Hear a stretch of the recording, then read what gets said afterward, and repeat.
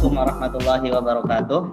Waalaikumsalam warahmatullahi wabarakatuh. Alhamdulillahirabbil alamin wa bihi nasta'inu ala umuri dunya waddin wassalatu wassalamu ala asyrafil anbiya'i wal mursalin sayyidina maulana Muhammadin wa ala alihi wa sahbihi ajma'in. Amma ba'd. Alhamdulillah, Bapak Ibu dosen yang kami hormati, wabil khusus Pak Ulil, nggih. Beliau niku guru kula. Riyad, guru sekaligus senior kula, ngoten nggih. Kemudian mahasiswa Universitas Alma-Ata. Niki wonten saking Jawi mboten? Ada yang dari luar Alma-Ata? Atau Alma-Ata semua ini? Alma-Ata semua. Alma-Ata semua. Oke, Oke, mahasiswa Alma-Ata yang berbahagia, pertama-tama marilah kita panjatkan puji syukur kehadirat Allah Subhanahu wa taala yang telah memberikan kita kenikmatan iman Islam serta kesehatan sehingga kita dapat berkumpul ya virtual di Zoom ini. Salawat serta salam semoga tetap tercurahkan kepada junjungan kita Nabi Agung Muhammad sallallahu alaihi wasallam. Semoga kita semua mendapatkan syafaatnya di yaumul kiamah nanti. Amin. Amin ya rabbal alamin. Pada kesempatan kali ini ya, karena ini kita judulnya sharing ya, jadi bukan nggak ada materi, saya juga nggak menyiapkan materi ya. Jadi karena kita sistemnya sharing ya, ada mungkin kita nanti sharing terkait Al-Quran ya kan, sharing Quran ya, mungkin nanti lebih banyak ke cerita-cerita atau mungkin nanti motivasi dan sebagainya, gitu aja. Nah, mungkin yang pertama untuk ya cerita aja mungkin ya, biar nanti nggak terlalu tegang, santai. Saya sendiri juga baru masuk loh, kok langsung langsung ngomong lah. Harusnya Pak Ulil dulu ini. Oke, ya nggak apa-apa, langsung aja ya. Jadi cerita ya tentang Al-Quran ya, sebenarnya dibilang sulit ya, sulit-sulit mudah. Ya tergantung kita bisa menikmati atau tidak ya bersama dengan Al-Quran itu.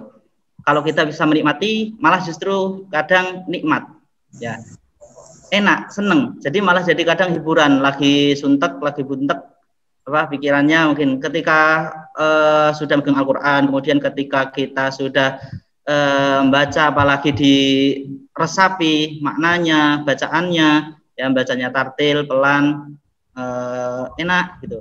Itu pasti nanti di diri kita juga adem seperti itu rasanya ya. Nah, mungkin cerita dulu terkait hafalan mungkin ya. Kalau hafalan dulu, oh iya belum kenalan kita, mungkin ada yang belum kenal ya. Oh iya lupa saya. Ini belum, juga saya masih banyak yang asing belum kenal ya. Oh iya. Saya belum kenal. Saya juga belum kenal. Oke, kita agak santai aja nggak apa-apa, sambil disambil juga nggak apa-apa. Ya, nama saya Muhammad Hamid Lufafi, biasa dipanggil macam-macam. Kalau panggilan kecil saya Fafi, ada yang manggil Lufafi, ada juga yang manggil Hamid. Ya, kalau sekarang rata-rata manggilnya Mas Hamid gitu biasanya. Ya, ganti nama, nggak apa-apa. Ya, silakan manggilnya apa, terserah, bebas. Ya, Mas Hamid juga nggak apa, Mas Fafi juga nggak apa-apa. Ya, oke.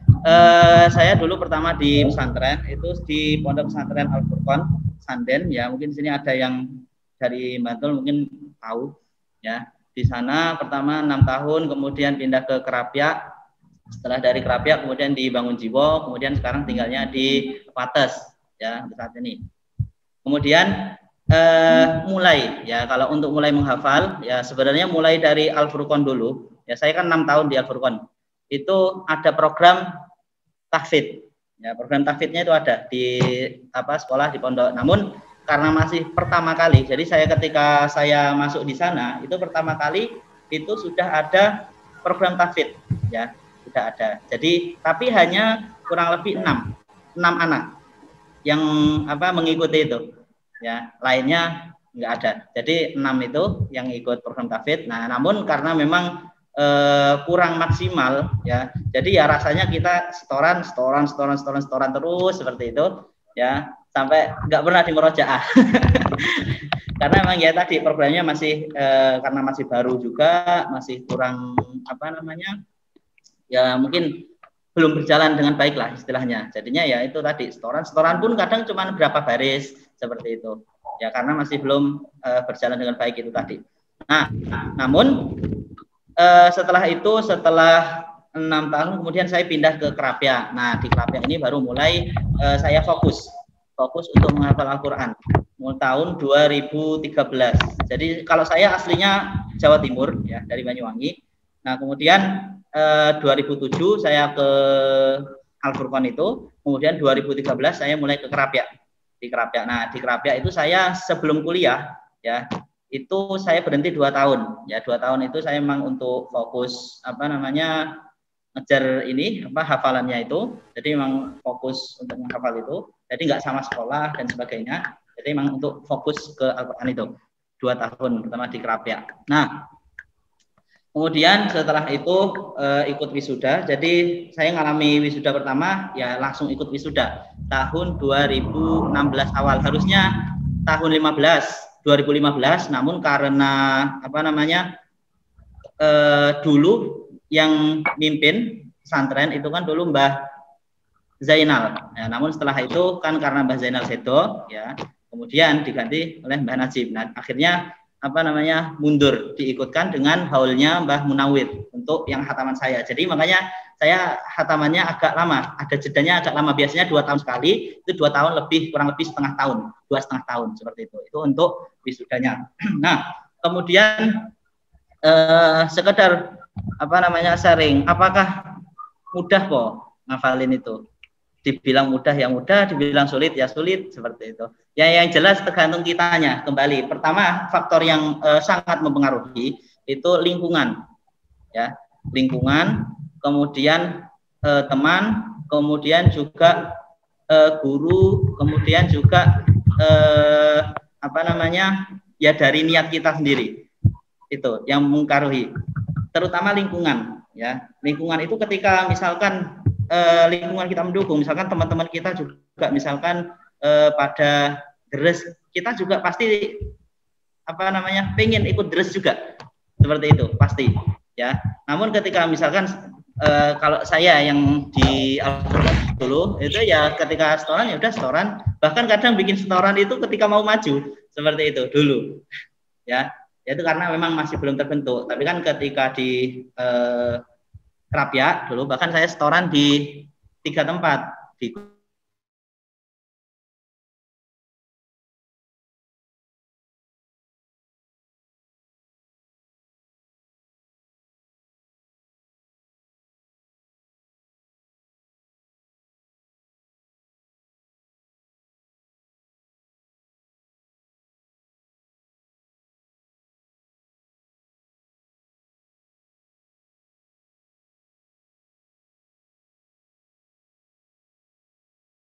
Di aula ya, sama badalnya, sama ustadznya. Setelah itu tes ya, tes baca sendiri seperti itu.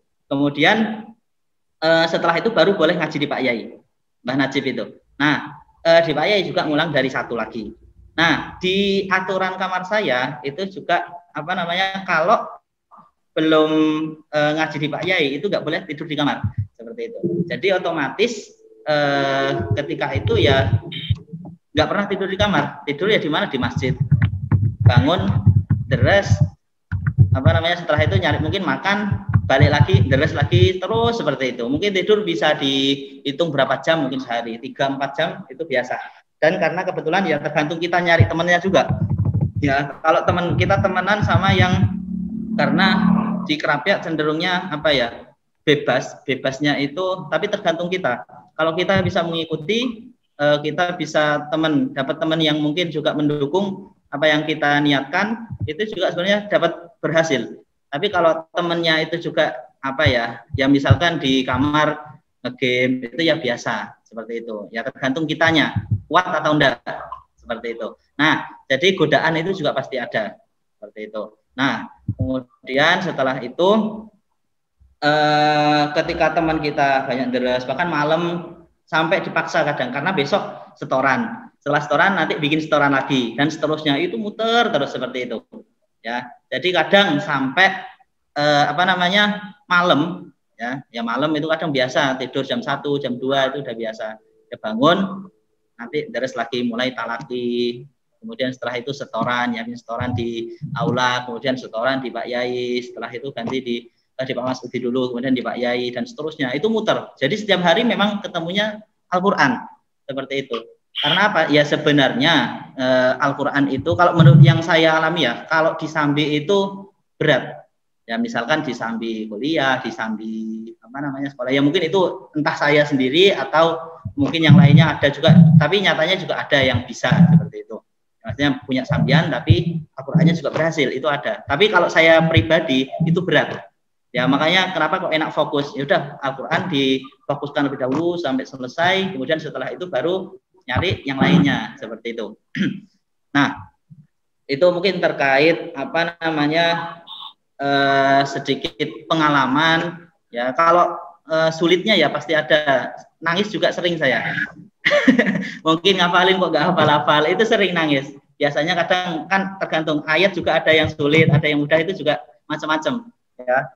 Masuk misalkan di juz akhir itu malah kalau saya ayat-ayat pendek itu sulit. Nah, itu maka dari itu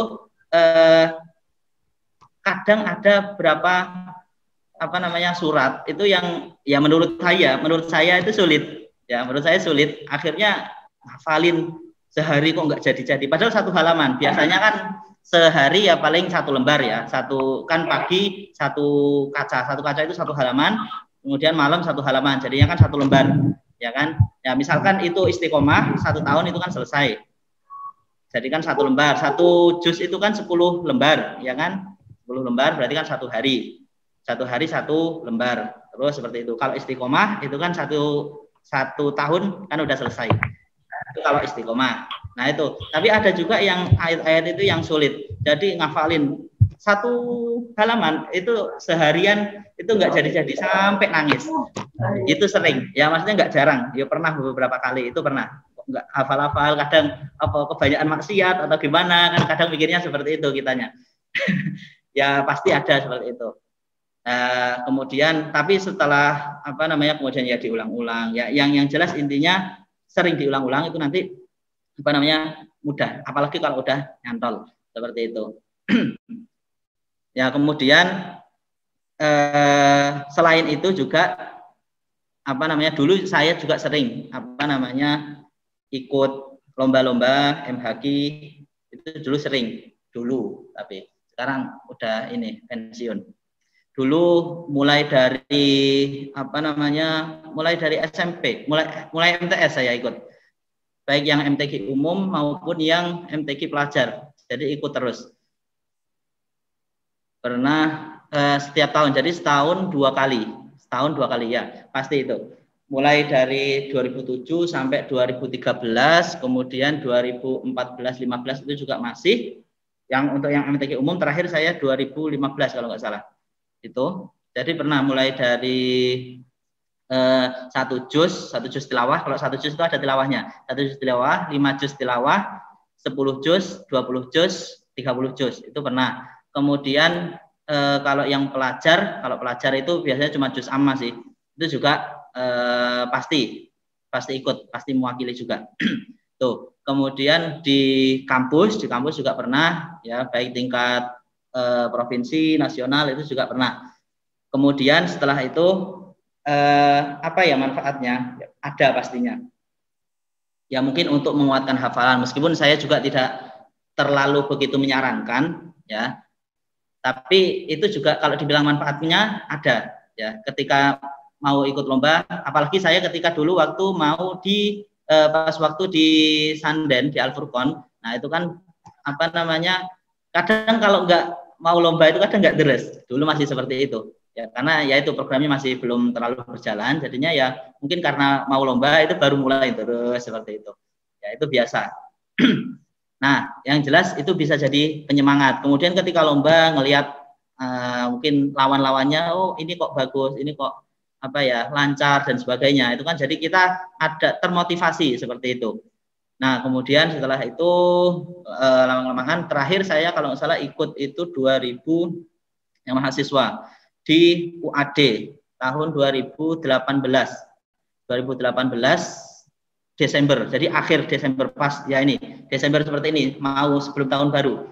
Sebelum tahun baru itu terakhir kalau nggak salah di UAD itu seprovinsi itu dapat juara 3 itu terakhir ya. Yang jelas ya saya nggak menyarankan itu terakhir, itu yang terakhir, tidak menyarankan apa namanya ikut ya, mungkin saat ini ya nggak apa-apa ya, monggo jenengan mau ikut atau enggaknya. Mungkin ada juga yang kurang apa namanya kurang serg kalau ikut lomba, mungkin karena niatnya masih belum bisa atau dan sebagainya ya. Termasuk saya dulu itu apa namanya ya, mungkin awal-awal karena masih kecil waktu apa namanya ikut MTQ umum itu kan senengnya gimana, senengnya itu apa namanya ya, selain termotivasi itu tadi, itu ketika kita juara misalkan itu kan pasti ada uang pembinaan, itu ada, kemudian setiap minggu itu ada pelatihan. Nah, setiap pelatihan kan dapat sangu gitu. Jadi nggak pernah ini apa namanya kekurangan, itu nggak pernah, setiap minggu dapat sangu gitu terus ya, seneng ya. Mungkin dulu seperti itu ya, mungkin kalau untuk saat ini udah pensiun, tapi kadang juri juga masih sering, biasanya di kota di Bantul itu masih beberapa kali, masih hampir setiap tahun pasti seperti itu. Tapi kalau untuk kalian mungkin saat ini untuk nyemangati, untuk memotivasi ya monggo silahkan ya, mungkin seperti itu dari saya. Mungkin nanti lebih banyak ke sharingnya aja, mungkin monggo silahkan mau mungkin enaknya nanti dari Pak Ulil dulu aja ya. Nah Pak Ulil, kalau Pak Ulil beliau itu memang udah senior, maksudnya mulai kecil itu memang udah hafid ya, jadi mungkin lebih banyak pengalamannya seperti itu. Yeah. Mungkin segitu dari saya, nanti disambung dengan sesi tanya jawab ya. Monggo Pak moderatornya siapa ini? Baik guys, terima kasih kepada Zulfafi sudah menyampaikan sharingnya teman-teman. Nanti kalau ada yang ditanyakan, nanti kita akan ada sesi tanya jawab di akhir acara. Namun sebelumnya kita akan berlanjut ke pembicara kedua, yaitu ke Pak Ulil Absor SPD Al-Hafidh. Kepada Pak Ulil kami persilahkan.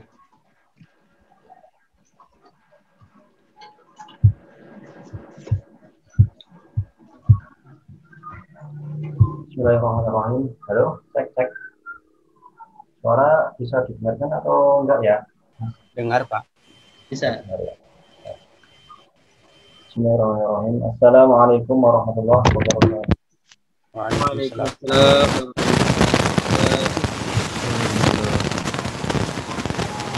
Alhamdulillah, wassalatu wassalamu ala Rasulillah wa ala alihi wa sahbihi wa man walah.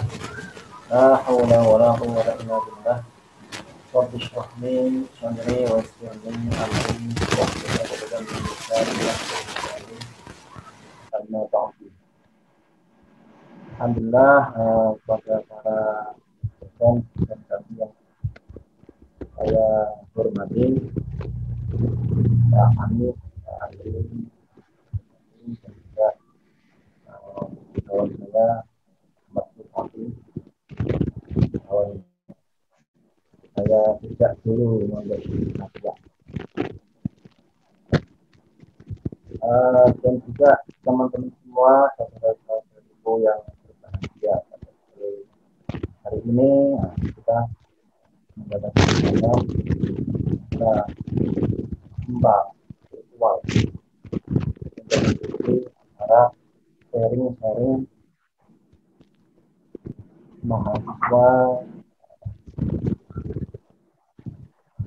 Alhamdulillah sekali, saya sangat berbahagia ya bisa berjumpa dengan semua, karena mungkin juga kita belajar semua ya. Tidak ada yang paling pintar siapa ini ya. Kita semua belajar pengalaman, ilmu. Siapa tahu teman-teman yang belum ada pengalaman, ya, belum ada pengalaman untuk menghafal Al-Quran, karena kebanyakan mahasiswa sekarang itu kan lebih fokus untuk belajar, lebih fokus untuk menuntut ilmu agama, terkadang lebih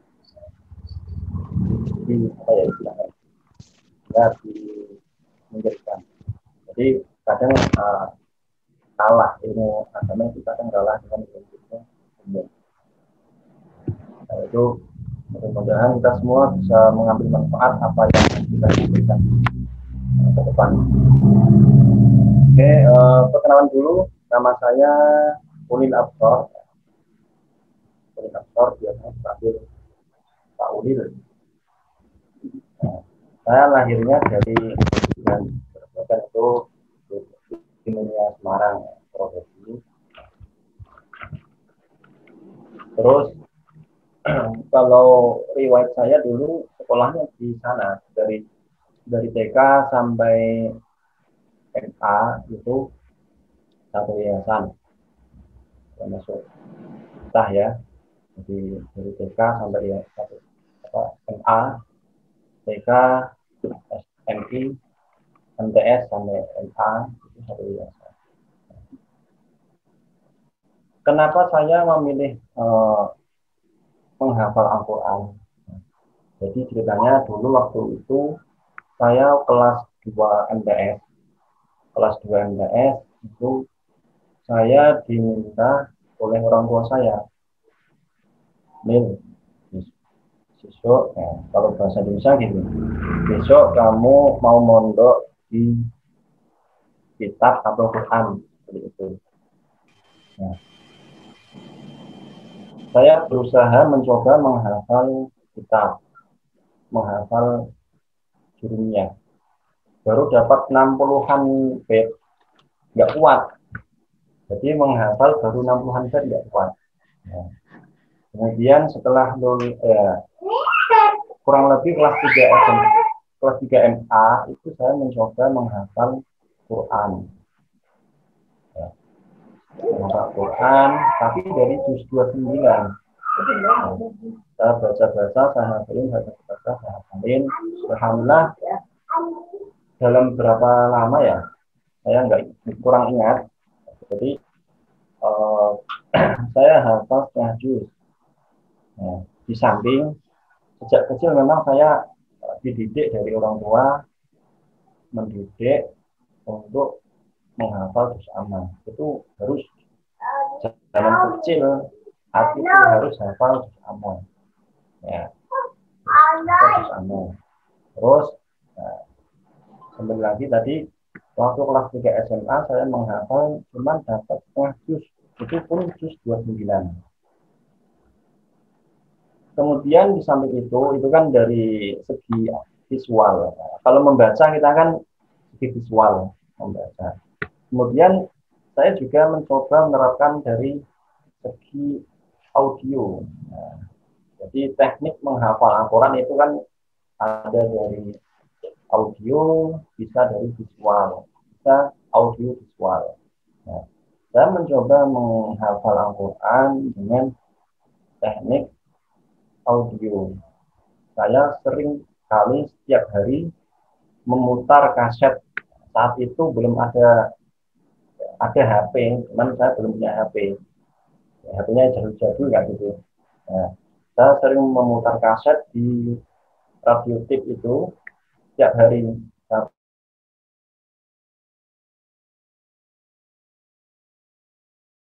Putar satu terus. Satu itu kurang seperempat. Ini bisa teman-teman praktekkan ya, teman-teman yang punya sisi-sisi kelebihan dari visual maupun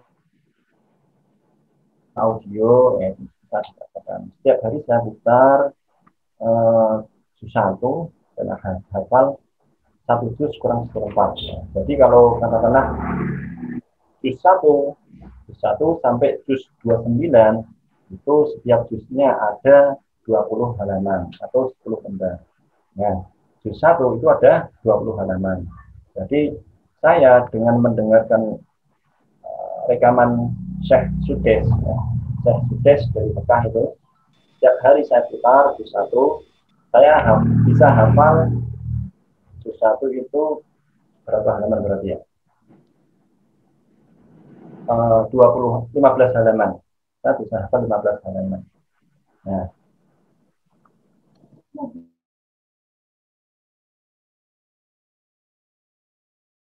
Kemudian juz 1 kurang seperempat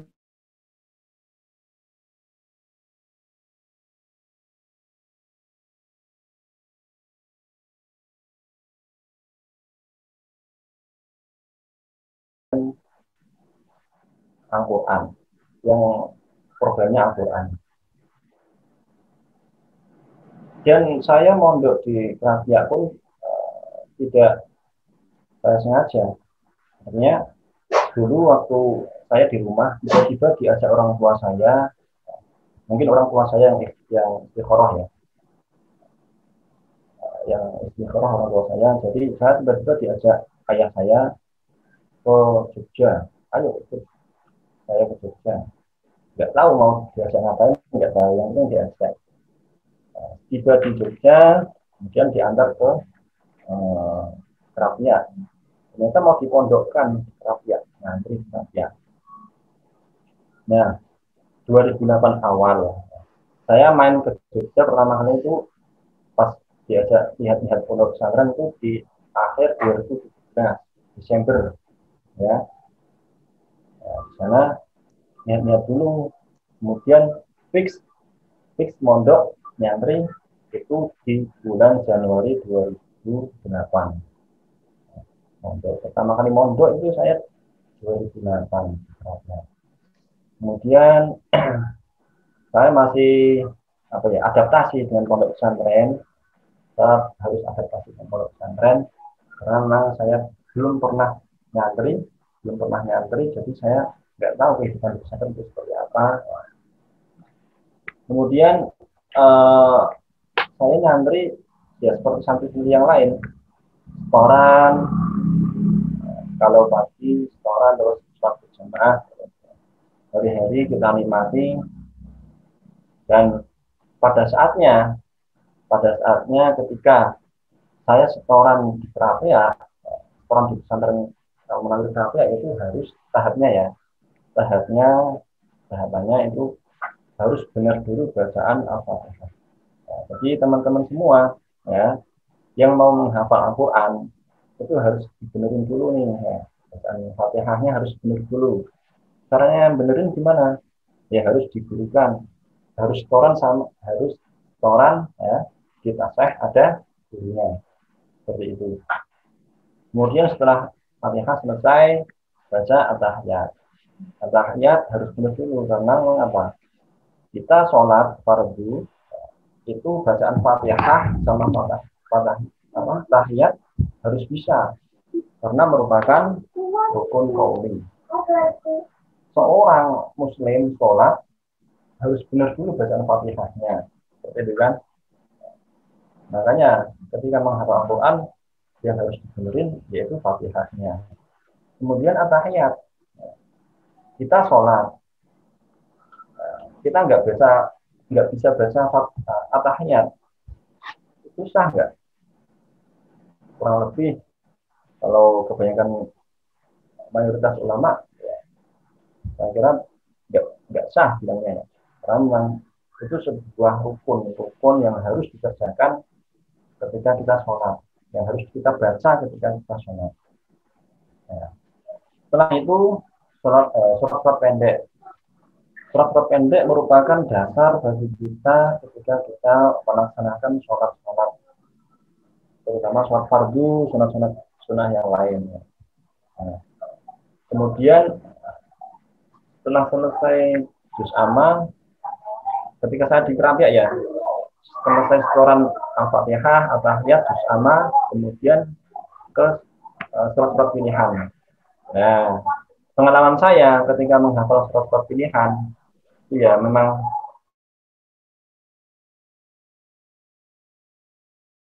tidak, kalau tidak susah ya mudah, kalau tidak ya agak susah.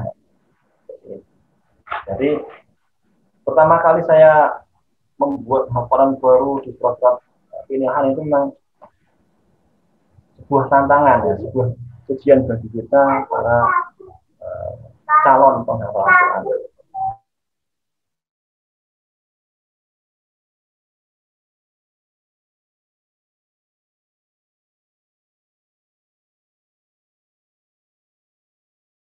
proses itu kan belum bisa dikatakan. Jadi saya harus berusaha keras, ya rasa putus asa tetap ada ya teman-teman ya. Namanya orang sedang dikasih tantangan, dikasih ujian, tetap mesti ada putus asa. Nah, kita berjuang terus, saya berjuang terus. Kemudian setelah itu selesai nih menghafal 7 surat pilihan. Setelah itu saya agak santai menghafal Al-Baqarah. Nah, Al-Baqarah ketika hafalan saya habis, tabungan saya habis. Jadi kan, katakan saya dari rumah pernah bawa 1 juz kurang 4. Ketika hafalan saya habis, saya benar-benar down. Bingung saya, putus asa sekali. Saya bingung, benar-benar bingung, gimana ini cara menghafal kok? Saya nggak bisa loh. Dan targetnya 1 hari paling enggak minimal 1 halaman. Nah, teman-teman ketika menghafal Al-Quran harus punya target. Ya. Saya waktu itu saya target memang karena dari ustadz saya tanya-tanya,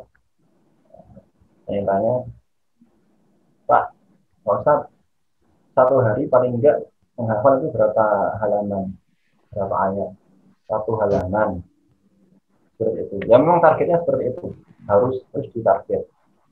Kalau nggak ditarget, nggak selesai. Karena masih ada pekerjaan lain yang akan datang, harus ada target. Kemudian saya berusaha, pokoknya ngafalin terus sebisa saya. Lancar nggak lancar, yang penting saya usahakan untuk menghafal. Jadi dari juz 1 sampai juz 30 itu bermacam-macam metode yang saya pakai. Nah, ini saya kasih tips buat teman-teman yang mungkin berniat atau sungguh-sungguh untuk menghafal Al-Quran. Ya. Pertama, teman-teman harus niat dulu. Niat. Nggak kayak saya ya. Dulu saya menghafal itu asal menghafal. Kayak nggak ada niat itu loh. Jadi ketika hafalan saya habis itu saya blank. Nah, di saat itu kan ujian datang. Nah, kalau teman-teman sudah menyelesaikan niat sungguh-sungguh, jadi ketika menemukan masalah itu saya kira teman-teman siap ada solusi alternatif lain itu apa.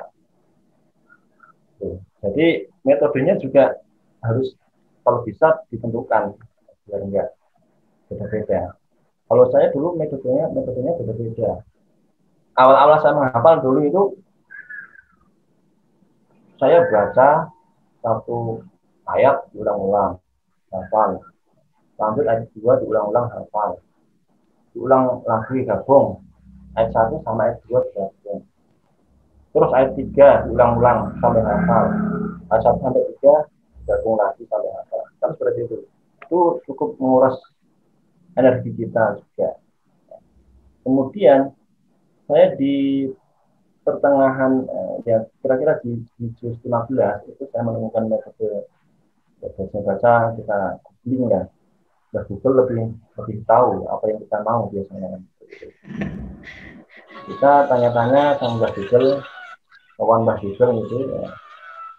Mbah, gimana Mbah caranya menghafal mudah ya?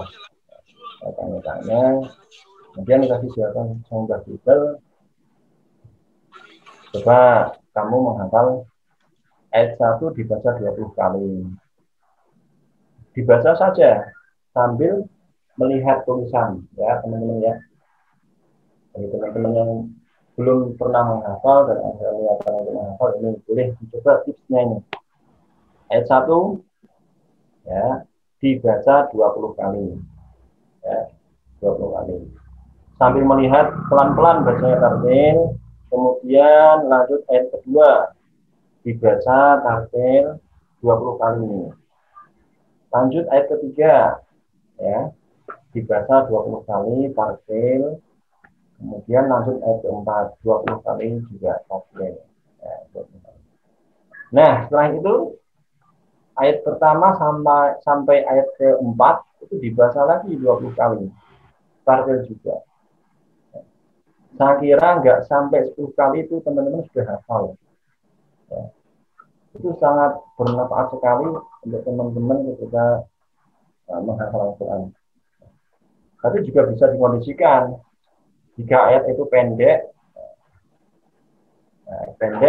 bisa dibuat 4 kali atau berapa kali, terserah teman-teman juga. Kalau saya belum menerapkan seperti itu, dari juz 15 sampai juz ya, selesai lah, juz 28. Ya, gitu ya. Nah, yang pertama orang menghafal Al-Quran itu harus niat dulu. Ya, kemudian sungguh-sungguh dibarengi juga dengan doa, biarnya jangan sampai berhenti. Kemudian senantiasa istiqomah menghafal dan menjaga. Karena bagi saya menghafal itu lebih mudah daripada menjaga. Ibarat kalian seperti ini ya.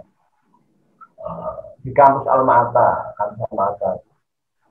itu menurut saya juga lebih mudah mendirikan kampus daripada merawat kampus. Mungkin seperti itu. Sebuah bangunan, sekolahan ya, orang mungkin lebih mudah mendirikan, tapi merawatnya itu yang susah. Kan seperti itu. Kita mudah mungkin bisa membeli motor, tapi merawatnya itu yang agak susah. Kalau mungkin juga kita mudah ya membuat anak itu mudah, tapi merawat anak itu yang betul perjuangan. Seperti itu kan gambarannya. Nah, memang seperti itu. Ini bisa kalian ingat-ingat karena menghafal itu bisa ditarget. Jadi satu hari satu halaman, paling enggak satu juz itu bisa selesai dalam 1 bulan. 1 bulan ini masih ada sisa waktu kan. Jadi kalau kalian target 1 hari 1 halaman itu 1 bulan 1 juz, nggak sampai 3 tahun sudah selesai. Kalau saya dulu kan lebih dari 3 tahun, jadi lama. Jadi pengen lama karena memang motivasi saya dan juga niat saya yang kurang begitu kuat, gitu ya. Jadi berkuatif niat saya itu dulu, semangat saya, motivasi saya dulu itu kadang di atas, semangat banget, kadang down, turun. Beda-beda ya. Seperti yang dikatakan Mas Muhammad tadi, faktor-faktor bagi penghafal Al-Quran itu macam-macam. Yang sangat mempengaruhi ketika berada di suatu lingkungan teman-teman ya, satu wadah, satu ruang bersama teman-teman bersama penghafal Al-Quran. Nah, itu faktor yang pertama memang dari teman-teman, lingkungan asrama ya. Teman-teman di sana kan beda-beda, dari background keluarganya beda-beda, jadi karakternya juga beda-beda. Biasanya kalau pesantren ya, itu yang nyantri di sana kan berbeda-beda anak dari latar belakang juga. Karakter orang Jawa sama orang luar Jawa pun dari Jawa Barat yang kelihatan lebih halus, lebih lembut. Ya. Kemudian karakter orang Jawa Tengah yang tengah-tengah. Ya.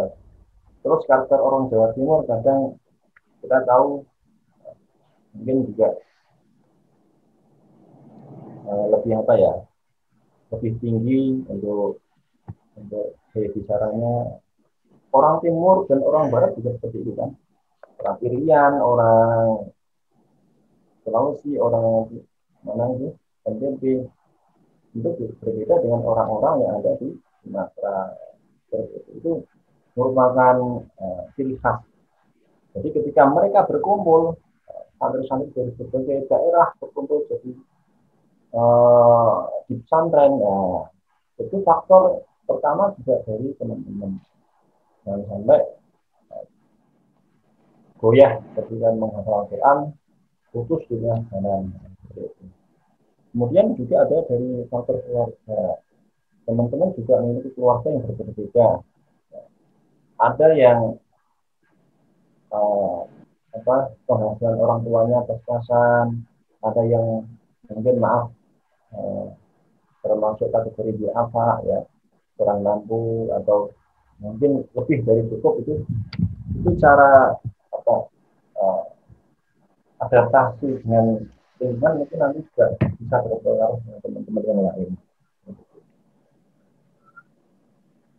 Nah, kemudian sama lagi. Ya, jadi menghafal Al-Quran memang harus dibangun dengan kuat tekad dan usaha. Kita jangan lupa untuk selalu berdoa. Nah, kemudian saya juga ingin berbagi pengalaman ya. Posisi saya saat ini bekerja di PPPA Darul Quran. Itu miliknya Ustadz Yusuf Mansur. Mohon doanya kepada teman-teman semua. Kita doakan kepada beliau Ustadz Yusuf Mansur yang kemarin kan informasinya beliau terkena positif COVID, mudah-mudahan segera diberi kesembuhan oleh Allah Subhanahu wa taala. Nah, saya posisi sekarang saat ini bekerja di PPPA Darul Quran sebagai koordinator daerah DIY. Jadi saya Porda PPPA Darul Quran DIY, monitoring rumah sakit yang ada di DIY yang bersinergi dengan PPPA Darul Quran.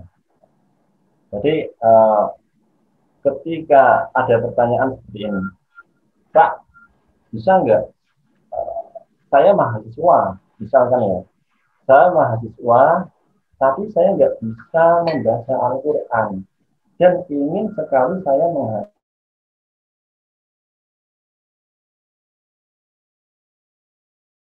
yang berkehendak, Allah yang berkuasa. Insya Allah kalau ada usaha, ada tekad dan niat yang kuat, insya Allah bisa. Saya beberapa waktu yang lalu, kurang lebih bulan Oktober kemarin ya, saya silaturahim ke rumah sakit Nur Hidayah, Jalan Gandol, Jalan Imobil Timur. Itu miliknya Ustadz Sambiran, pemilik rumah sakit Nur Hidayah. Nah, waktu itu ada apa itu wisudawati, ada khataman ya, nah khataman, tasyakuran khataman, ada 2 wisudawati yang ikut di panggung, Saya tanya-tanya nih, namanya enggak siapa ya, saya lupa. Saya tanya-tanya pengalaman dia, kisah hidupnya, kapan dia menghafal Al-Quran. Dia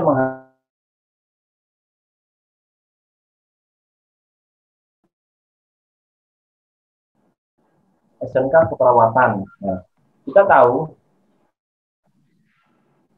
sekolah keperawatan SMK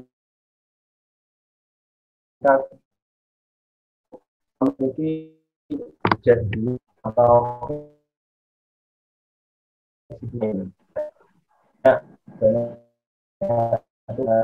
itu praktek-praktek di rumah sakit mungkin seperti itu ya. Nah, dia menghafal sejak kelas 1 atau kelas 2 SMK. Kemudian lanjut setelah lulus SMK, dia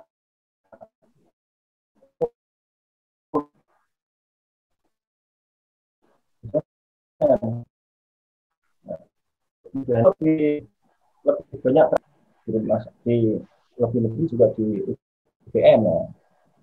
Yang saya tahu juga di Alma Ata sendiri yang bidang keperawatan, kebidanan itu prakteknya lebih banyak juga di rumah sakit. Jadi si anak ini, santriwati ini menghafal, dilanjut lagi nih, setelah lulus SMK lanjut lagi kuliah di UGM, ambil kebetulan lanjut menghafalnya, meskipun banyak sekali kesibukan atau banyak aktivitas praktek itu. Dia sempat mengeluh kepada ustazahnya, ustazah, saya mau nangis nih ustazah, saya menghafal belum selesai, tapi juga ini saya terbebani dengan tugas-tugas kampus saya, ya, seperti itu kan gambarannya. Terus ustazahnya bilang ya, dikembalikan kepada niatnya dulu gimana ketika menghafal. Niatnya dulu gimana menghafal. Ya. Motivasimu apa untuk menghafal? Jawabnya apa? Jawabnya dari santriwati tadi. Saya ingin berada di surga besok. Saya ingin mengangkat derajat orang tua saya besok. Ya. Saya ingin mendapat kemuliaan besok di akhirat. Seperti itu. Jadi dan surprise-nya dia selesai menghafal Al-Quran 30 juz itu berbarengan dengan dia di wisuda di UGM. Jadi wisuda kuliah, ya, kuliah selesai wisuda di kebidanan tadi juga berbarengan dengan selesai khatam Al-Quran. Itu subhanallah sekali.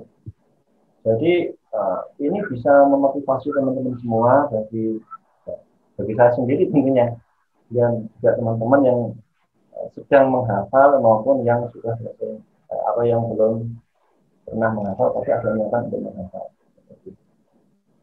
Jadi banyak sekali gambaran-gambaran dari rumah sakit,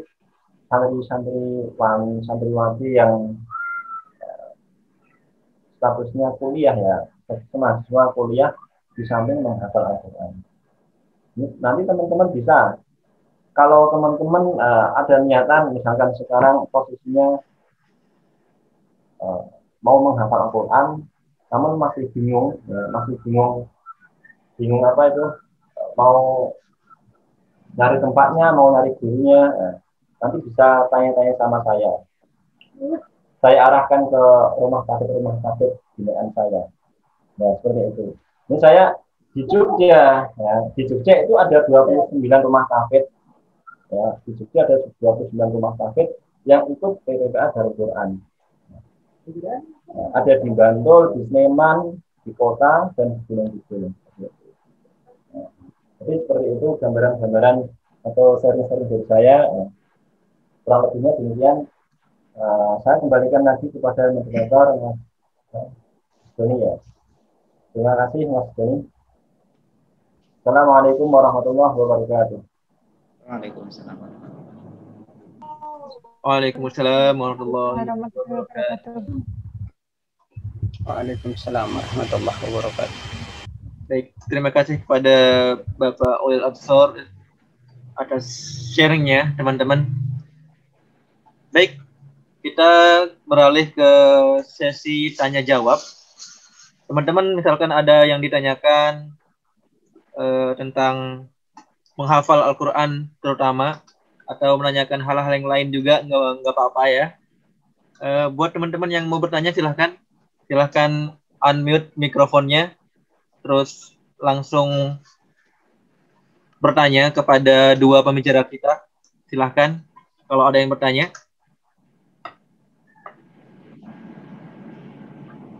Silakan teman-teman. Kita membuka 3 pertanyaan dulu. Silakan teman-teman, ada yang ditanyakan? Halo teman-teman. Ya. Iki Yusran. Silakan.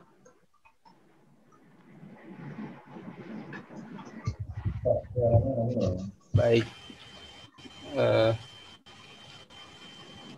Perkenalkan diri dulu, setelah itu baru pertanyaan. Baik, terima kasih. Assalamualaikum warahmatullahi wabarakatuh. Waalaikumsalam. Waalaikumsalam warahmatullahi wabarakatuh. Sebelum saya bertanya, saya mohon maaf terlebih dahulu karena saya bukan mahasiswa dari Alma atau yang lainnya. Saya mahasiswa luar kampus ini. Saya mohon Baik, maaf. Masya Allah. Hanya sekedar ingin menambah ilmu pengetahuan saja karena merasa sangat masih kurang. Allah. Baik, langsung kepada pertanyaannya. Untuk menghafal Al-Quran sendiri, saya pikir tadi yang dijelaskan oleh para guru sudah sangat luar biasa. Namun ada beberapa hal yang membuat saya bertanya terkait dengan cara menghafal serta mempertahankan hafalan itu. Karena tidak hanya cukup dengan murojaah serta memperkuat niat, itu tidak hanya cukup itu menurut saya, tetapi ada hal-hal yang lain yang perlu kita dalami agar hafalan itu lebih kuat lagi. Nah, yang membuat saya mempertanyakan hal itu tuh jawabannya yang belum saya dapatkan. Mungkin kira-kira dari pemateri atau dari guru-guru yang luar biasa ini bisa menjelaskan kepada saya apa kira-kira atau apa kiat-kiat yang harus dilakukan oleh para penghafal agar hafalan itu tetap ada walaupun dia berada di lingkungan yang seperti apa. Dalam artian, walaupun dia berada di lingkungan yang maksiat, tetapi dia tidak maksiat, tapi hafalan itu masih tetap ada, masih tetap masih tetap pelihara, tidak dibiarkan begitu saja. Walaupun dia berada di lingkungan yang maksiat sekali. Seperti itu. Terima kasih. Assalamualaikum. Biar nggak jatuh-jatuh sayang. Baik, silakan kedua pembicara. Siapa yang ingin menanggapi lebih dulu? Pak Ulil atau Mas Lufafi? Siapa dulu? Oke, monggo Pak Ulil. Ya. Terima kasih. Mas siapa tadi Mas namanya? Namanya Iki Yusran. Iki Yusran. Mas Iki Yusran. Ya. Terima kasih atas pertanyaan yang bagus. Ya. Mudah-mudahan Mas Iki Yusran senantiasa dirahmati oleh Allah SWT untuk selalu mencintai Al-Quran. Amin. Menurut saya Mas ya, bagaimana cara atau kiat-kiat orang yang menghafal Al-Quran agar tetap senantiasa kuat.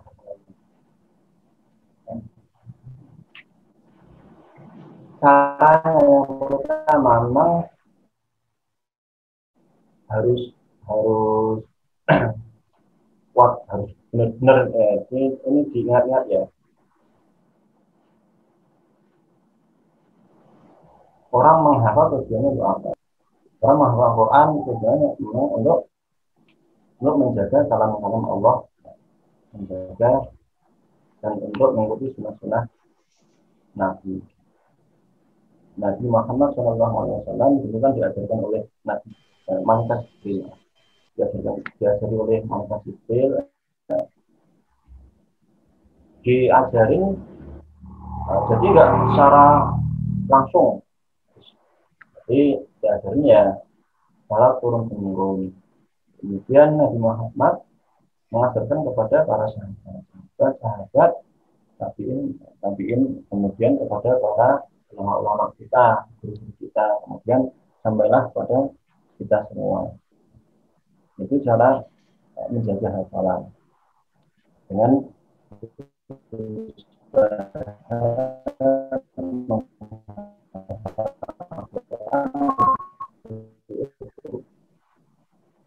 berbuat hafalannya bagaimana?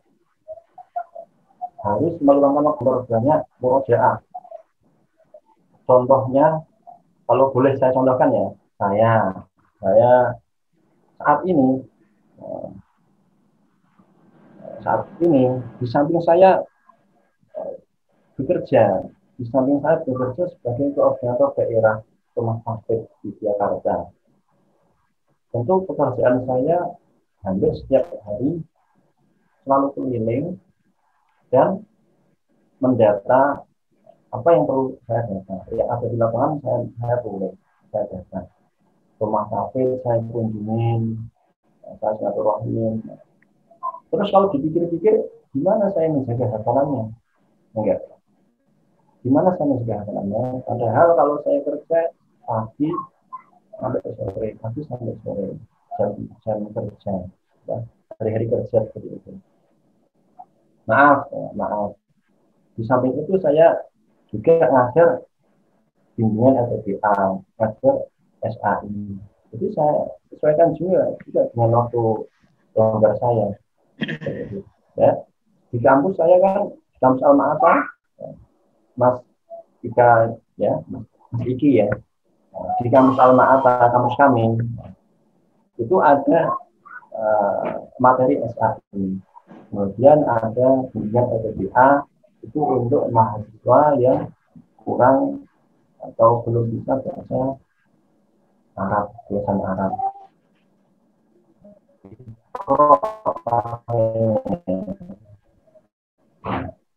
Itu merupakan program-program yang saya seperti itu kerja.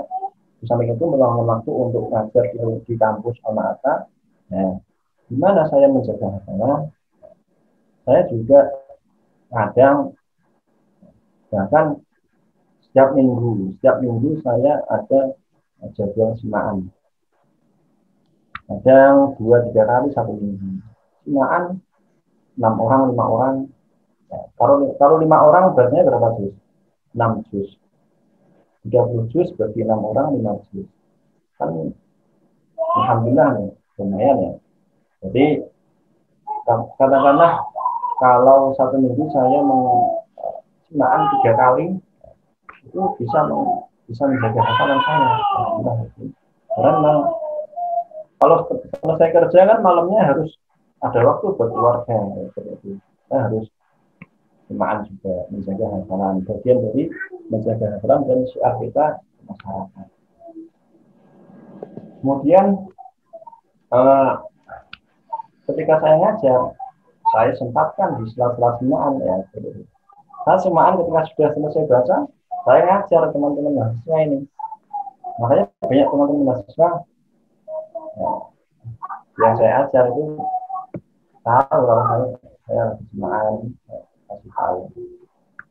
Habis baca, bentar ya, saya lagi baca ngaji, saya lagi ngaji ya. Terus saya ngaji nanti ya, saya lanjutkan. Saya kondisional lah sama teman-teman mahasiswa. Yang penting kita ada usaha, ada waktu untuk menjaga hafalan. Karena memang itu wajib, menjaga hafalan itu wajib.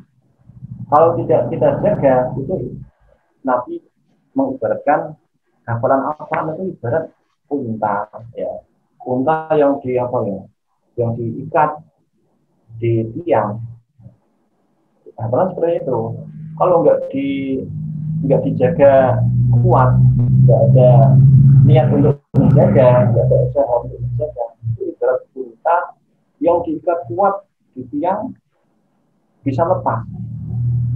Kalau nggak dijaga beneran, itu bisa lepas. Makanya harus ada usaha gimana caranya. Biasanya kalau penghafal Al-Quran itu media untuk murojaah itu kumpul sama teman-temannya, ayo simaan yuk, bisa bareng-bareng. Itu tidak hanya berlaku untuk penghafal Al-Quran yang selesai 30 juz. Jadi teman-teman meskipun hafal 1 juz itu harus tetap dijaga. Ya memang harus seperti itu. Saya baru dapat juz ya tetap harus dijaga. Tidak berlaku khusus yang 30 juz saja. Mas Iki misalnya hafal 10 juz, ya harus tetap dijaga 10 juz itu. Jangan sampai hilang. Gimana caranya? Selain dengan murojaah sama teman-temannya senang, bisa dijaga ketika kita sholat sunnah. Banyak tuh pesantren di Krapia ya di Jogja. Itu Mas Iki kalau tahu ya, di Jogja itu ada pesantren Al-Munawwir Krapia. Setiap Ramadan 10 hari itu 20 hari pertama sholat tarawih itu khatam 1 kali. Kemudian 10 hari terakhir kadang khatam 2 kali, kadang khatam 3 kali. 1 kali atau 2 kali. Enggak mesti. Tapi kalau dulu biasanya khatam 2 kali. Jadi 1 bulan itu bisa khatam 3 kali dalam sholat tarawih. Bisa dilaksanakan untuk yang menghafal Quran, menjaga hafalan itu bisa dilakukan di waktu kapan saja. Di sholat, setelah sholat menjaga membaca berapa halaman, berapa lembar. Jadi saya kira itu jawaban dari saya, Mas Iki ya. Dan atau dari Mas Muhammad mau menambahi, silakan. Oke, sedikit menambahi ya. Mungkin untuk menjaga hafalan, seperti yang saya katakan tadi, ada beberapa faktor memang ya yang mempengaruhi ya.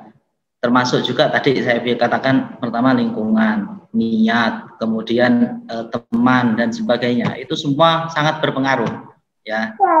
Nanti ke pertanyaannya Mas Iki nanti ya. Dari segi itu dulu ya. Pertama dari lingkungan. Saya kemarin nganter adik saya itu mondok di Hamalatul Quran.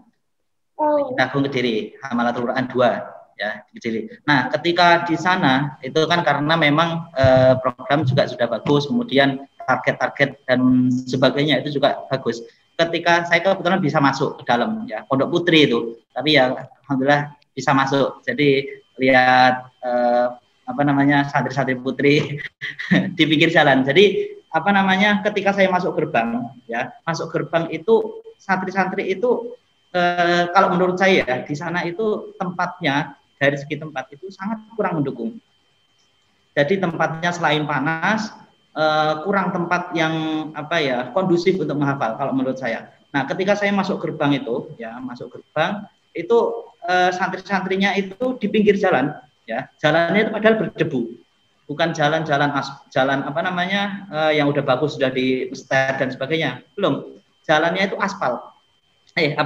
Masih tanah. Jadi ketika ada orang lewat itu debunya langsung kabur semua. Tapi di pinggirnya itu santri-santri itu jejer semuanya dan itu pun panas-panas ya karena memang tempatnya kurang itu tadi, tempat yang kondusif. Misalkan di masjid pun juga udah penuh ya, karena di sana saya masuk itu semuanya itu pegang Al-Quran semua. Nah, itu kerennya di situ. Nah, karena lingkungan tadi udah terbentuk itu tadi, jadinya enak. Nah, kemudian setelah saya tambah masuk lagi, melewatin lapangan. Di tengah lapangan itu, ini santri putri ya. Jadi di tengah lapangan itu duduk di tengah-tengah sambil pegang Al-Quran. Ada juga saya ngelihat di atas pohon entah pohon apa, tapi di atas itu banyak yang naik di situ sambil ngafal Al-Quran seperti itu. Ya, kemudian saya masuk lagi, ada masjid. Di masjid itu juga udah penuh seperti itu.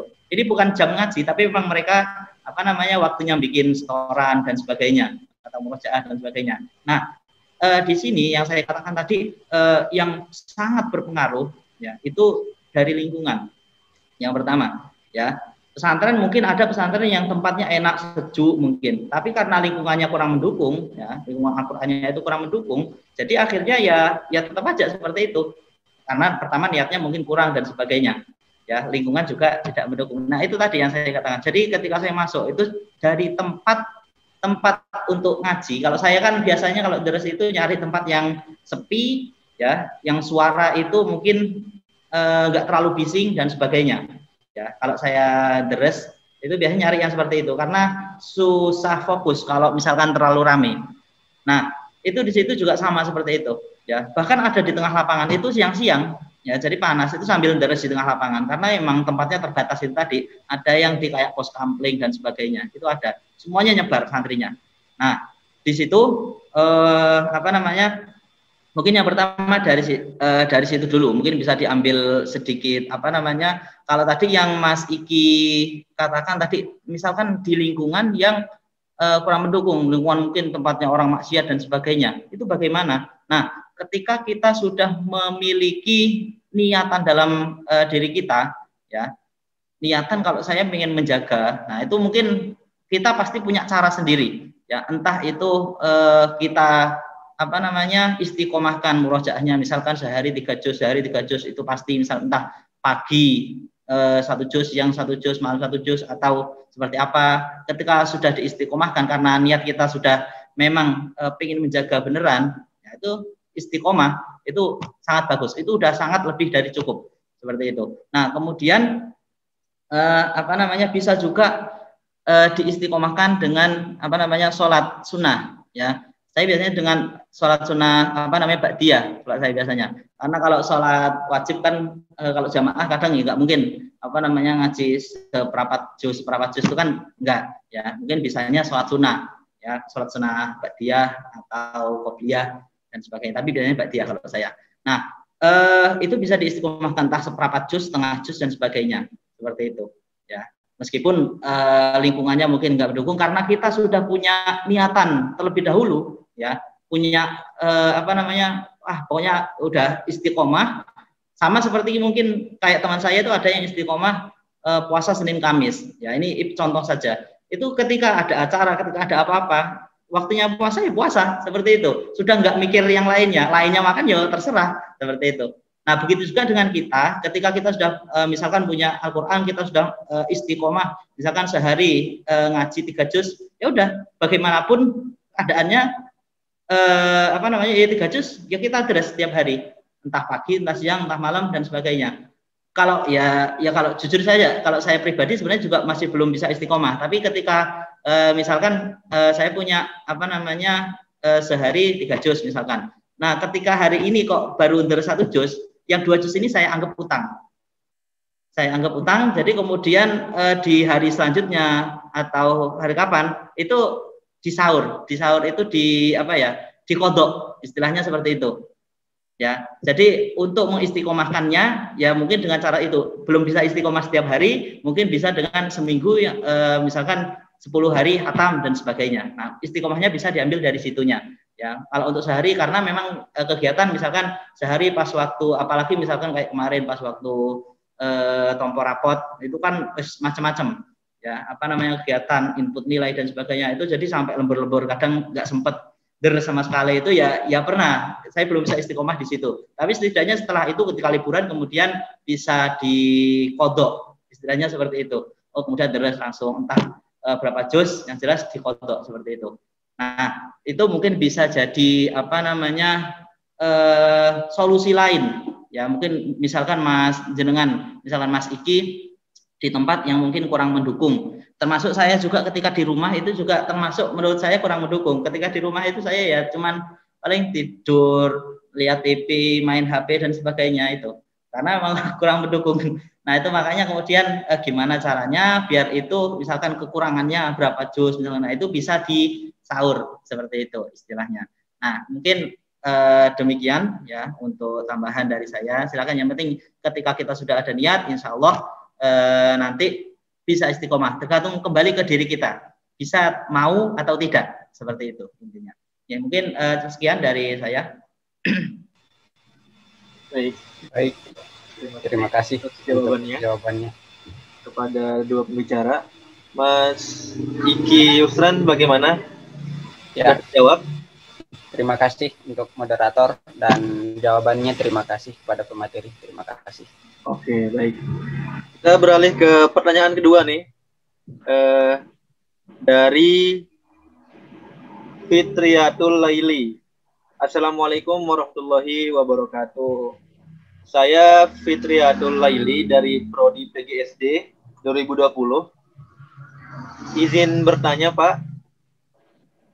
Gimana cara kita agar tidak insecure kepada teman sendiri ketika mengetahui teman sendiri itu lebih banyak hafalannya dari kita? Minta sarannya dari Bapaknya. Terima kasih. Wassalamualaikum warahmatullahi wabarakatuh. Silakan. Ada pembicara. Mas, Pak Oliver. Pak Oh, belum. Oke. Oh, gantian. Oke. Gimana cara kita agar tidak insecure kepada teman sendiri? Ya, ketika mengetahui teman sendiri itu lebih banyak hafalannya dari kita. Ya, setiap orang ya secara umum setiap orang itu punya waktu yang sama. Waktu yang sama dalam artian sehari itu 24 jam. Ya kan? Semuanya sama. Nah, mungkin yang beda mungkin karena kegiatannya, aktivitasnya dan sebagainya yang berbeda. Nah, lalu bagaimana kita agar tidak tetap percaya diri, istilahnya kan seperti itu. Mungkin ada temennya kok dia cepet. Ya, saya juga biasa seperti itu. Maksudnya ada teman yang kok hafalannya cepet banget. Itu ada teman saya. Jadi kadang justru gimana caranya kita ini malah bisa termotivasi dari situ. Bisa enggak? Wah, dia kok cepet banget, enggak terima misalkan seperti itu. Ya, untuk memotivasi itu enggak masalah. Ya. Nah, yang penting jangan kemudian malah justru kita jadi down. Nah, ini yang mungkin jangan sampai terjadi. Mungkin kok temannya cepat-cepat seperti itu. Ya, termasuk misalkan adik saya. Adik saya itu di Hamalatul Quran karena kan setiap minggu, setiap pekan, setiap hari Jumat itu ada laporannya. Tambahnya sekian, tambahnya sekian. Nah, itu adik saya itu termasuk yang termasuk bagian bawah. Maksudnya masuk lambat tapi ya bukan paling lambat seperti itu. Makanya kadang sering ketika telepon kadang sampai nangis seperti itu. Itu biasa. Ya, kemudian ya ketika telepon ya saya motivasi, ya nggak masalah, nggak harus cepat, ya nggak harus cepat. Setiap orang kan berbeda-beda, ya mungkin kemampuannya menghafal berbeda, metodenya berbeda dan sebagainya. Meskipun metodenya sama, ketika kemampuan menghafalnya berbeda, itu pun juga nanti pengaruh. Ya, jadi nggak masalah. Yang penting prosesnya, ya proses itu kadang lebih penting. Ya, meskipun hasilnya sama, misalkan sama-sama 30 juz, tapi prosesnya mungkin berbeda. Ada yang satu mungkin karena istilahnya EQ-nya mungkin lebih rendah, jadi perlu yang satu menghafal satu lembar itu diulang 5 kali sudah ada hafal, yang satu lagi 10 kali baru hafal. Itu kan biasa. Ya berarti kita harus mengikuti yang 10 kalau misalkan kita kurang. Oh, dia udah hafal satu halaman, baca 5 kali. Saya 5 kali kok belum hafal. Oh, saya harus 10 kali. Nah, ini berarti menjadi motivasi kita. Kan harusnya seperti itu. Jadi nggak perlu kita kemudian merasa insecure, tapi justru gimana caranya melihat fenomena yang seperti itu justru menjadi motivasi bagi kita seperti itu. Mungkin dari saya demikian. Kan Pak Ulil ada tambahan? Iya, Pak. Baik, terima kasih atas pertanyaannya Mbak Fitriyatul Laili. Bagus sekali pertanyaannya. Bisa motivasi teman-teman lain. Jadi ketika kita insecure atau nggak percaya diri, nggak pede, teman kita kok hafalnya banyak ya, kok begini, padahal itu namanya saya masuknya baru, saya sudah 1 tahun, dia baru setengah tahun, tapi kok hafalannya lebih banyak dia ya. Ya, itu bisa jadi kendala juga. Jadi faktor teman-teman nggak percaya diri, atau mungkin juga sama-sama tapi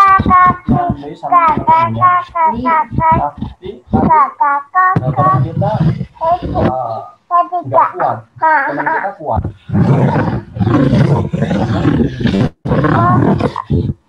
Ya. Sebelumnya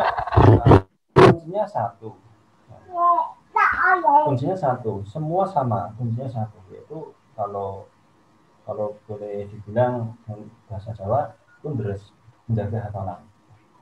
Luangkan waktu setiap hari untuk senantiasa menjaga hafalan. Itu kuncinya untuk menjaga, untuk mengatasi solusi agar kita enggak percaya diri. Biar percaya diri itu solusinya yang terus harus ya, menjaga hafalan. Saya dulu pernah suatu waktu di Kerapia itu setiap Sabtu Wage ada simaan tabarusan di masjid ya. Orang-orang yang sudah hatam itu baca satu halaman di Kerapia. Songnya itu suaranya terdengar sampai masyarakat luar. Satu pondok Kerapia itu semua. Kalau salah bingung kan. Dulu waktu saya belum bisa ikut tampil juga bersama teman-teman ikut baca, itu saya pernah iri dalam hal kebaikan kan malah dianjurkan ya, yang tidak dianjurkan malah iri dalam hal yang tidak baik. Saya iri, saya cemburu sama teman-teman yang berani tampil karena memang saya belum lancar. Dan bukannya saya saat ini sudah lancar, tidak. Memang proses ya, untuk lancar itu proses. Tapi itu saya belum merasa lancar. Jadi orang disuruh ambil, akhirnya ya baca. Saya juga pernah mengalami hal yang sama. Saya tidak percaya diri. Saya pernah. Jadi waktu itu nggak usah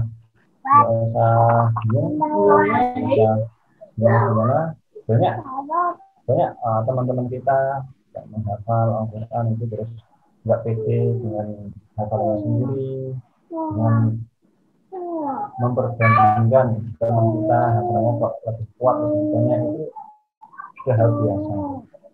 Jadi solusinya ya tetap jaga hafalan kita, tetap berusaha selalu seperti itu. Nah, seperti itu Mas Doni. Baik, terima kasih atas jawabannya kepada dua pembicara.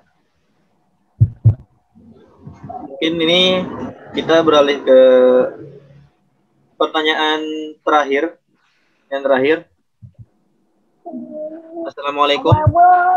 Saya Putri Maulidatur Rizkiah dari Prodi Teknik Informatika. Bertanya. Saya pernah mendengar jika hafalan tergantung makanannya. Ada juga yang berpendapat makan makanan seperti madu, minyak ikan, kismis bisa memperkuat hafalan.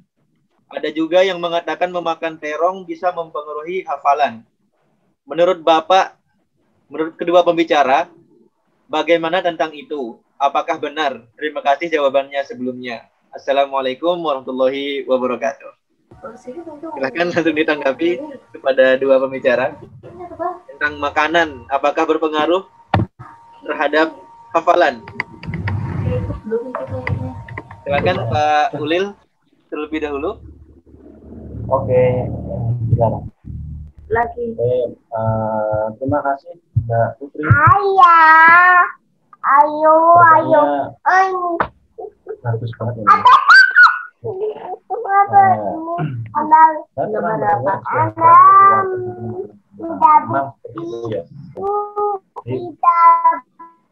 Makanan itu sumber kekuatan kita. Tidak hanya kekuatan untuk fisik, tapi juga kekuatan untuk batin kita, kekuatan untuk otak kita. Hablumullah. Kalau untuk fisik mungkin kalau untuk itu sangat berpengaruh. Itu akan berpengaruh kepada hal-hal positif.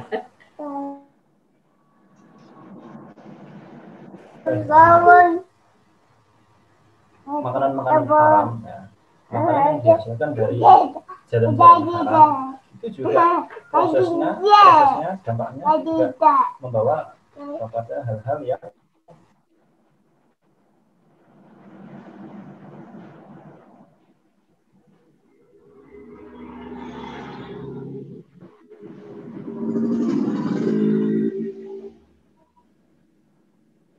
koneksi ini ya, Pak Unil.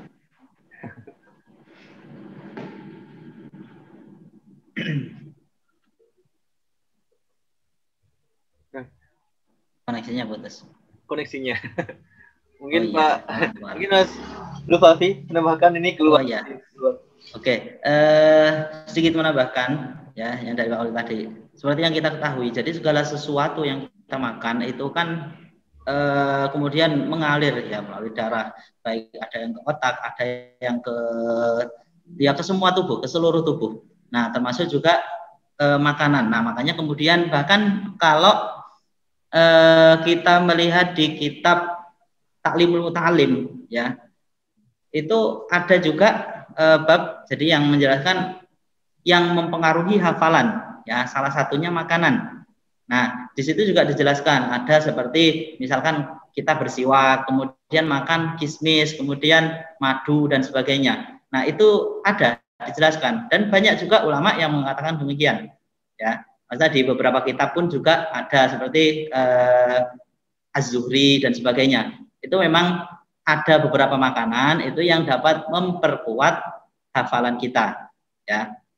Nah, tapi juga tidak hanya kemudian kita makan kemudian hafalannya nggak pernah hilang ya, bukan seperti itu ya. Tapi setidaknya ya makan makanan tersebut itu bisa mendukung karena faktornya itu ada berbagai macam ya. Termasuk jangan banyak maksiatnya misalkan. Nah, itu kan juga mempengaruhi hafalan ya.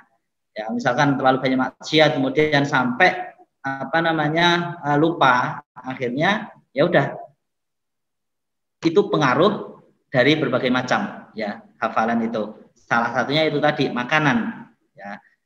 Kemudian jauhi maksiat. Jadi ada banyak sekali faktor yang mempengaruhi. Jadi ini hanya salah satunya seperti itu. Ya, makanan itu pengaruh, makan makanan haram. Nah, itu kan juga nanti pengaruh karena semua juga masuk nanti mengalir ke tubuh kita seperti itu. Ya, mungkin demikian. Jadi kalau ditanyakan pengaruh ya pasti ada seperti itu. Baik, ini karena Pak Ulil keluar ini. Oke, terima kasih kepada Mas Lufafi atas jawabannya. Ini Pak Ulil keluar. Untuk yang terakhir kita minta motivasi atau pesan-pesan dari pembicara sendiri itu untuk kita semua, untuk peserta diskusi ini. Mungkin ada motivasi atau pesan atau sejenisnya misalkan kepada kita semua. Untuk yang terakhir, silahkan.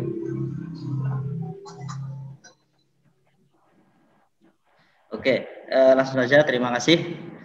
Sedikit motivasi. Jadi kita mungkin memiliki waktu yang sama tadi. Namun ketika sudah memiliki niat menghafal Al-Quran misalkan. Nah, ketika niat kita sudah memang benar-benar ingin menghafal Al-Quran, itu pasti ada waktu yang diluangkan. Sama seperti kita cinta kepada seseorang misalkan. Ketika kita cinta pasti apapun kita korbankan, kan pasti seperti itu. Nah, begitu juga dengan Al-Quran. Ketika kita memang benar-benar punya niat ingin menghafal misalkan, ingin mempelajari dan sebagainya, pasti kita akan meluangkan. Ya, sama seperti ketika kita umpamakan tadi, ketika kita punya pacar misalkan, ya pasti kita akan meluangkan ya bukan pacar, apa istilahnya seorang yang mungkin kita cintai misalkan. Nah, itu pasti akan kita luangkan waktu kita untuknya, kita korbankan apapun mungkin bahkan yang ada. Begitu juga ketika Nabi Muhammad dulu ya, ketika Nabi Muhammad dengan sahabat-sahabatnya, bahkan sahabat Abu Bakar. Nah, itu kan bahkan harta bendanya itu dikorbankan untuk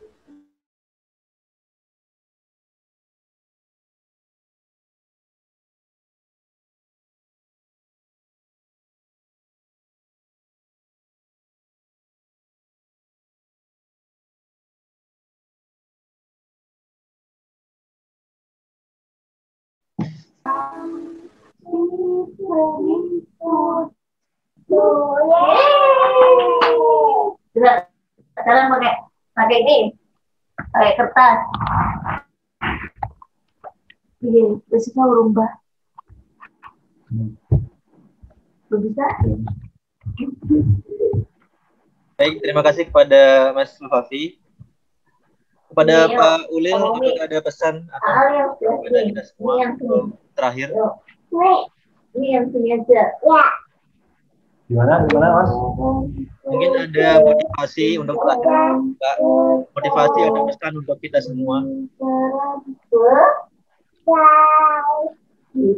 Oh ya. Sebelumnya mohon maaf tadi pas saya menyampaikan tiba-tiba log sendiri. Mungkin jaringan sinyalnya yang kurang bagus. Untuk motivasi atau pesan kepada teman-teman semua. Ini jadilah mahasiswa yang bisa mengisi pos kepemimpinan besok sebagai mahasiswa sarjana yang berpredikat menghafal Al-Quran. Jadi mahasiswa menjadi mahasiswa menghafal Al-Quran itu sebuah prestasi. Dan jadi mahasiswa saja itu merupakan prestasi menurut saya. Apalagi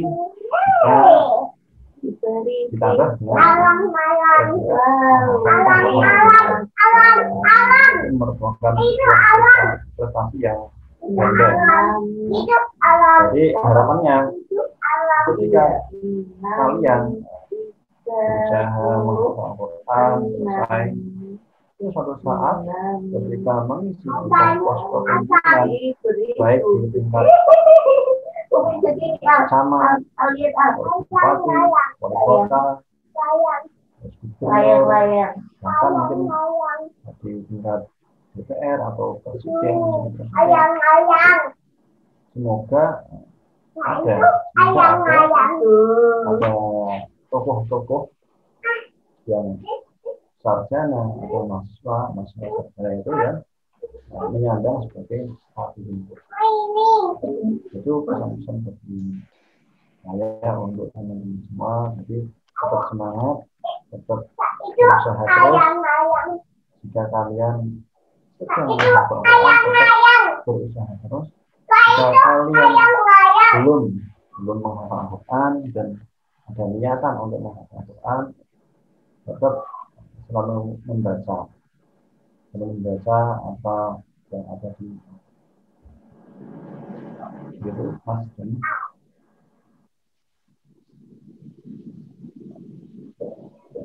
Baik. Mau apa? Kedua pembicara, mungkin saya sedikit menyimpulkan teman-teman dari keseluruhan tadi. Mungkin yang paling utama ketika kita menghafal Al-Quran adalah niat. Ketika niat kita sudah bagus, sudah lurus, insya Allah akan dipermudah oleh Allah Subhanahu wa Ta'ala. Baik, itu saja mungkin dari saya. Terima kasih kepada kedua pembicara telah sharing ilmu yang begitu bermanfaat kepada kita semua.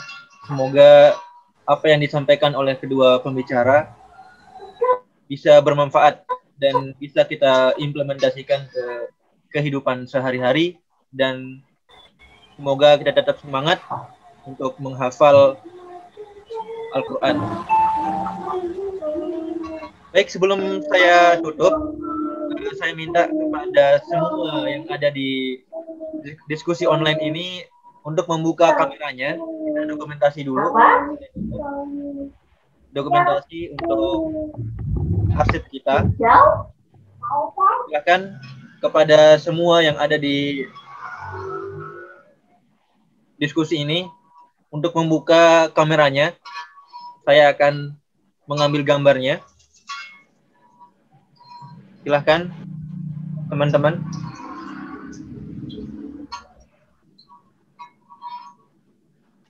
Silakan membuka kameranya.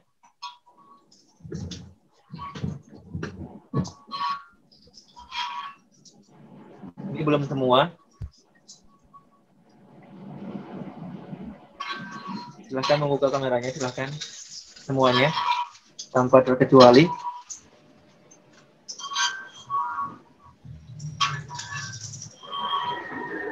Silahkan. Silahkan, waktu kita tinggal 4 menit.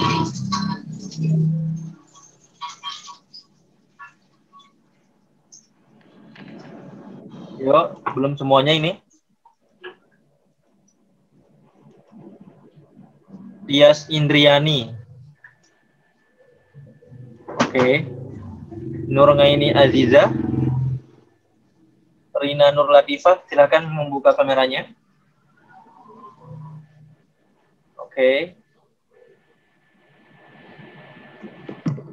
Oke, saya hitung ya sampai 3. Senyum teman-teman. Baik. Saya hitung sampai 3. 1, 2, 3, senyum. Oke, kita ulangi sekali lagi. Bentar.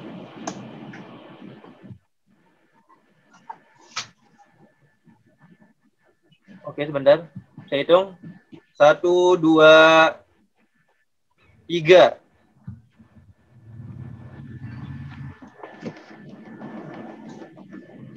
Baik, terima kasih teman-teman sudah berpartisipasi di diskusi yang sangat bermanfaat dan sangat berfaedah sekali. Ilmu-ilmu yang telah disampaikan oleh kedua pembicara yang sangat luar biasa sekali. Sekali lagi, marilah kita luruskan niat terlebih dahulu sebelum kita lanjutkan hafalan kita. Kita luruskan niat. Niatnya adalah baik. Hanya itu yang dapat saya sampaikan. Terima kasih kepada kedua pembicara, Mas Muhammad Hafid Lufafi. Terima kasih. Bapak. Ayo, nggak boleh, nak. Ayo, nggak boleh. Terima kasih kepada teman-teman. Mungkin hanya itu yang dapat saya sampaikan. Lebih kurangnya, saya mohon maaf apabila ada kata yang salah dari saya. Saya mewakili siapapun yang berbicara di diskusi. Mohon maaf sebesar-besarnya. Baik, saya tutup untuk absensinya. Nanti kita lanjutkan di grup WA, ya. Oke. Bilang cukup saya. Assalamualaikum warahmatullahi Maaf untuk ini. Untuk